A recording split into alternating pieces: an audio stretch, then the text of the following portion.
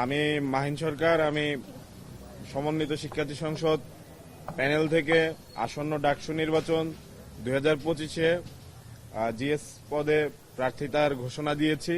আপনারা সেটি অবগত আছেন। আপনারা জানেন আসন্ন যে ডাকসু নির্বাচন সেটি যে কোনো বিচারেই ঐতিহাসিক। দীর্ঘ লড়াই সংগ্রাম এবং গণ অভ্যুত্থানের পরে 6 বছর পরে ডাকসু নির্বাচন অনুষ্ঠিত হচ্ছে, যেটি ঢাকা বিশ্ববিদ্যালয়ের শিক্ষার্থীদের জন্য এবং সর্বোপরি জাতীয় পর্যায়ে যে রাজনীতির গতিপথ, সেই রাজনীতির গতিপথের জন্য অত্যন্ত গুরুত্বপূর্ণ। আমরা মনে করি গণ অভ্যুত্থানের পর ছাত্র রাজনীতিতে যে কাঠামোগত আমরা সংস্কার দেখতে চেয়েছি, সেই কাঠামোগত সংস্কারের জন্য আসন্ন যে ডাকসু নির্বাচন সেটি খুব বেশি প্রয়োজন ছিল এবং সাধারণ শিক্ষার্থীদের হাতকে শক্তিশালী করার জন্য এবং তাদেরকে ক্ষমতায়ন করার জন্য এই ডাকসু নির্বাচনের প্রয়োজনীয়তা অনেক বেশি ছিল। যদিও আমরা প্রত্যাশা করেছি ডাকসু নির্বাচন অনেক আগেই হওয়ার কথা, কিন্তু ডাকসু নির্বাচন অনেক দেরিতে হলেও অনুষ্ঠিত হচ্ছে। এ কারণে প্রশাসনের প্রতি আমরা ধন্যবাদ জ্ঞাপন করছি। আমি আমার জায়গা থেকে বলেছি আসন্ন ডাকসু নির্বাচনে গণ অভ্যুত্থানের প্রতি দায়বদ্ধতা এবং গণ অভ্যুত্থানের শক্তিকে সুসংহত করার দায়িত্ব প্রত্যেকের রয়েছে। এখানে যারা গণ অভ্যুত্থানের পক্ষের শক্তি দাবি করেন, সকল রাজনৈতিক ছাত্র সংগঠন এবং গণ অভ্যুত্থানে অংশ নেওয়া প্রতিটি ব্যক্তিরই গণ অভ্যুত্থানের প্রতি দায় রয়েছে। সেই জায়গা থেকে বৈষম্য বিরোধী ছাত্র আন্দোলনের প্রতি আমাদের দায়বদ্ধতা আরো বেশি রয়েছে, কেননা আমরা বৈষম্য বিরোধী ছাত্র আন্দোলনের সাবেক কেন্দ্রীয় সমন্বয়ক এবং গণ অভ্যুত্থানের আমরা যতটুকু অবদান রাখা যায় আমাদের জায়গা থেকে চেষ্টা করেছি।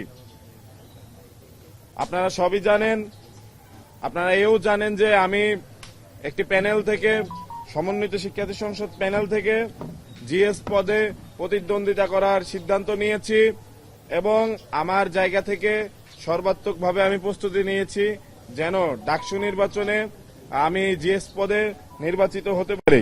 কিন্তু আমার কাছে সবসময় মনে হয়েছে ঢাকা বিশ্ববিদ্যালয় ক্যাম্পাসে শুধু নয়, সব জায়গায় গণ অভ্যুত্থানের শক্তি সমূহের মধ্যে ঐক্য প্রয়োজন। সেই জায়গা থেকে আমি মনে করছি ঢাকা বিশ্ববিদ্যালয় কেন্দ্রীয় ছাত্র সংসদ নির্বাচনে যদি গণ অভ্যুত্থানের সামনের সারির নেতৃত্ব নির্বাচিত হতে পারে, তাহলে যে কারো চাইতে ঢাকা বিশ্ববিদ্যালয় শিক্ষার্থীদের প্রতি তারা বেশি দায়বদ্ধতা অনুভব করবে, কেননা যাদের ইতোপূর্বে ঢাকা বিশ্ববিদ্যালয় শিক্ষার্থীদের স্বার্থে লড়াই সংগ্রাম রয়েছে, তারাই ঢাকা বিশ্ববিদ্যালয় শিক্ষার্থীদের পরিশ্রমের মর্ম বুঝবে এবং তাদের জন্য অধিকতর কাজ করবে। সেই জায়গা থেকে আমার মনে হচ্ছে আবু বাকের মজুমদার গণ অভ্যুত্থানের একজন অগ্রসেনানী, আমার স্নেহধন্য ছোট ভাই, সে যদি জিএস পদে নির্বাচিত হতে পারে সেটি আমার বিজয় বলে সূচিত হবে। আমি আমার সমর্থন আবু বাকের মজুমদারের প্রতি ব্যক্ত করছি।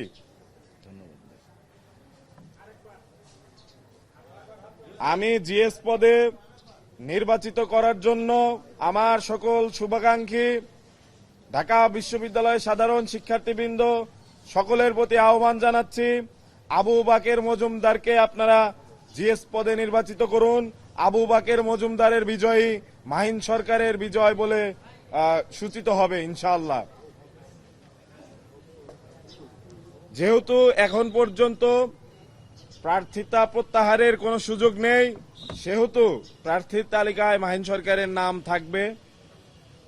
কিন্তু যারা আমাকে সমর্থন করেছেন, যারা আমার শুভাকাঙ্ক্ষী, প্রত্যেকের উদ্দেশ্যে আমি বলছি আবু বাকের মজুমদারের বিজয়ী মাহিন সরকারের বিজয় বলে সূচিত হবে। তাই আপনারা আপনাদের মূল্যবান যে সমর্থন ভোট সেটি দিয়ে আবু বাকের মজুমদারকে বিজয়ী করুন এবং গণ অভ্যুত্থানের শক্তিকে সুসংহত করুন। ধন্যবাদ। আসসালামু আলাইকুম। মাহিন ভাই আমার বড় ভাই। আমরা যখন ভাইয়ের সাথে পরিচয় হয় আমার মনে আছে 2024 সালের জুনের 6 তারিখ। সেই দিন এই যে লাইব্রেরির সামনে ভাই বলেন যে উনি আমাকে আপনি করে বলেন, উনি যেহেতু আমাকে চিনতেন না, বলেন যে যেই কোনো মূল্যে আন্দোলন সফল করতে হবে, যেহেতু 5ই জুন আন্দোলন শুরু হয় এবং আমি প্রয়োজনে বাড়ি যাব না, তখন ঈদের ছুটি আসছিল, আমি প্রয়োজনে বাড়ি যাব না, ক্যাম্পাসে থাকবো, কিন্তু এই আন্দোলনকে সফল করতে হবে। আমি বললাম যে কেন ভাই, আপনি কি চাকরির প্রিপারেশন নিচ্ছেন? বল যে আমি নিচ্ছি, কিন্তু আমার চাকরির চাইতে আমার বোনের চাকরি আমার কাছে বড়। আমি নিজে চাকরি পাই না পাই এই কোটা প্রত উঠাইতে হবে, আমি এর জন্য লড়বো, প্রয়োজনে বাড়ি যাব না। তো সেই গল্প থেকে মাহিন ভাইয়ের সাথে আমার যাত্রা শুরু। পরবর্তীতে জুলাই অভ্যুত্থানে তিনি হলপাড়ায়, যখন কেউ সাহস করে নাই হলপাড়া রুমে রুমে গিয়ে শিক্ষার্থীদেরকে ডাকার জন্য, তখন মাহিন সরকার তিনি লিফলেট নিয়ে প্রত্যেকটি রুমে যেতেন, তিনি রিডিং রুমে যেতেন, গিয়ে হলপাড়াতে তখন সংগঠিত করেছিলেন মাহিন সরকার। কারণ আমরা যারা ছাত্রশক্তি ছিলাম তারা কিন্তু হলপাড়ায় মুভ করতে পারতাম না ছাত্রলীগের কারণে। ওই সময়টাতে মাহিন সরকারের নেতৃত্বে হলপাড়া প্রথমে সুসংগঠিত হয় এবং পরবর্তীতে আপনারা সবগুলো ধারাই জানেন। এই মাহিন সরকার কিন্তু সবার আগে বলেছিল যে আমাদের কিন্তু গণভবনের দিকে চোখ দিতে হবে, আমাদেরকে সংসদ ভবনের দিকে মার্চ করতে হবে। জুলাইয়ের একদম শুরুর দিক থেকে মাহিন সরকার এই কথা বলা শুরু করেছিলেন। এক পর্যায়ে জুলাইয়ের একদম শেষের দিকে আপনারা যেই 4 জন সমন্বয়ক গুরুত্বপূর্ণ ভূমিকা পালন করেন, তার মধ্যে অন্যতম ছিলেন মাহিন সরকার, যারা ভিডিও বার্তার মাধ্যমে কর্মসূচি ঘোষণা করতেন এবং ওই সময়ে যেই সবচেয়ে কঠিন পরিস্থিতি ছিল গণ অভ্যুত্থানের, সেই মুহূর্তে মাহিন সরকাররা কিন্তু এগিয়ে নিয়ে গিয়েছিলেন জুলাই অভ্যুত্থানকে। আজকেও মাহিন ভাই তার পূর্বের কার্যক্রমে তিনি ধারা বজায় রেখেছেন। আমি মনে করি আমি ভাইয়ের কাছে কৃতজ্ঞ। শুধু আমি না, এখানকার সবাই আমাদেরকে নানাভাবে সাজেস্ট করেছিলেন যে আমরা যাতে একত্রে মুভ করি, যে কোনো ফরম্যাটে হোক। মাহিন ভাই সেই জায়গায় সহযোগিতা করেছেন, তিনি তার বড় মনের পরিচয় দিয়েছেন। আমি ভাইয়ের কাছে সবার পক্ষ থেকে, আমার পক্ষ থেকে ধন্যবাদ, কৃতজ্ঞতা জানাই। আর আসলে এইটুকু বললেও শেষ হবে না, এর বাইরে যদি বলি যে আমরা আসলে একসাথে আমাদের পথ চলা অব্যাহত থাকবে, আপনারা আমাদেরকে দোয়া করবেন। ধন্যবাদ। আসসালামু আলাইকুম। ভাই প্রশ্ন আজকে থাক।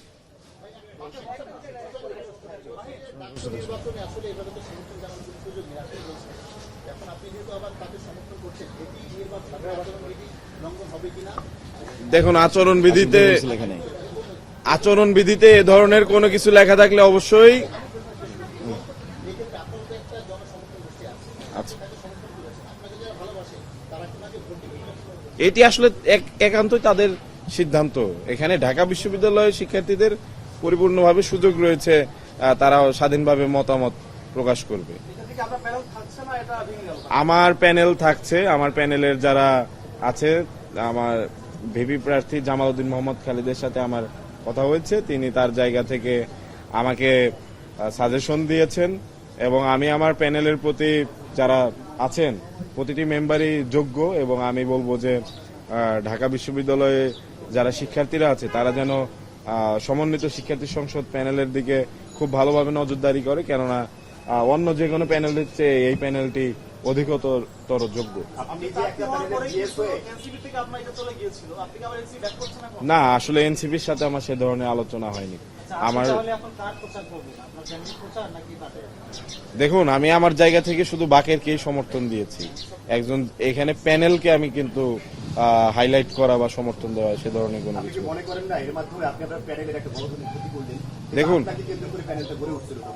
দেখুন, আমাকে কেন্দ্র করে প্যানেলটি গড়ে উঠেছিল, বিষয়টি এরকম না। দেখুন, আমার কোনো পূর্ব পরিকল্পনা ছিল না যে আমি কোনো প্যানেলকে ভেঙে এখানে চলে আসব। দীর্ঘদিন যাবত আমার তাদের সাথে পথ চলা রয়েছে এবং জাতীয় নাগরিক পার্টিতে আমি একজন মেম্বার ছিলাম। আমি পূর্বেও বলেছি, এখনো বলছি, জাতীয় নাগরিক পার্টি তার জায়গা থেকে বিমাতা সুলভ আচরণ করেছে এবং এক পর্যায়ে আমাকে তাদের তরফ থেকে এক ধরনের বাধ্য করা হয়েছে, এটি আমি বলবো।